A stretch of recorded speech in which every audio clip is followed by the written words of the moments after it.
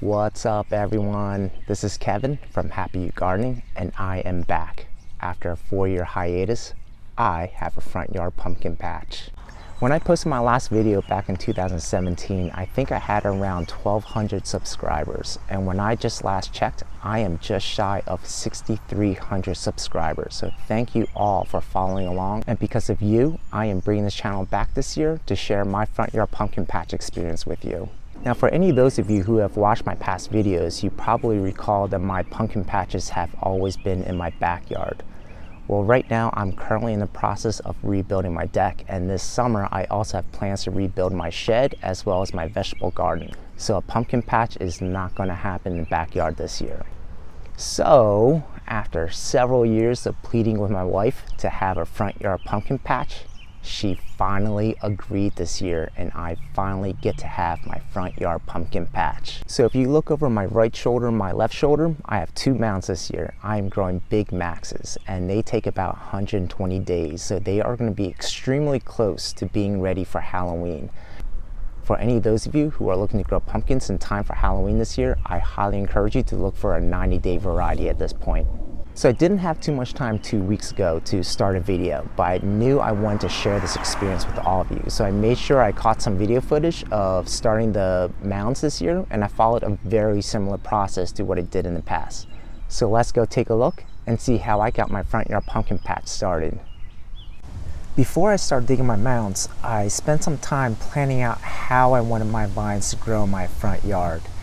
And with a Yoshino cherry tree on one side of our front yard and landscaping on the other half, I pretty much had the boundaries of my pumpkin patch set. Now our home faces south-southwest, so our front yard gets a full day of sun, which is perfect for growing pumpkins. You want to make sure you get at least 8 hours of sun. My plan is to start the vines close to the house and grow them out towards the sidewalk. Now because of the shadow cast by our crepe myrtle, I did have to observe how the shadow moves across one part of our yard. While I'm okay with part of the vines going through some of this shadow, I want the mounds to have full sun and not be in the path of the shadow. To start the mounds, I replicated what I did in my previous video from back in 2017. So I first used a weed whacker to cut the grass down to the ground. Don't be afraid to even use the weed whacker to go at the roots. It's perfectly fine. Your goal is to kill the grass and get rid of it.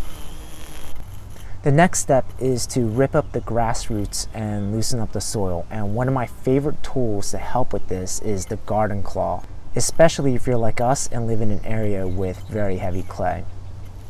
And once I have all the grass roots and the soil loosened, I pulled out all of the roots. I don't want any of this grass growing back.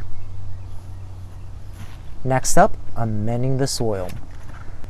Because we have such heavy clay soil, I wanted to amend it to create a looser substrate. So I mixed in some old potting soil while enriching it with manure and compost purchased from Home Depot.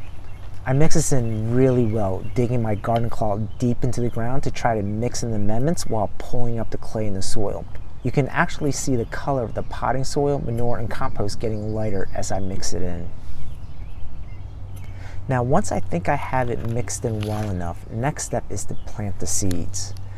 And though I will eventually only grow 1 vine on each mound, I want to start 3 to 5 seeds on each mound so that I can pick the healthiest one to grow out. I'll be discussing this in upcoming videos, so stay tuned. Now these seeds need to go in about 1 inch deep, so I'm simply going to take my finger and poke a hole about 1 inch deep, drop a seed in each hole, and then loosely cover them up. I keep the seeds about 3 to 5 inches apart to allow the seedlings enough room during the first week or 2. And once I have the seeds in the ground, I then water the mounds, enough to soak the soil a few inches deep. And from this point on, I will be watering these mounds daily, if not twice a day, in order to keep the seeds in the moist, damp soil. And it's important not to overwater, because waterlogging the soil will also kill off the seeds and the seedlings. So there you go everyone, that is the start of my 2021 pumpkin patch. I am really excited and I hope you are too. And if you aren't following along already, make sure you click the like button below and subscribe to my channel. Thanks again for following everyone. Until next time, happy gardening.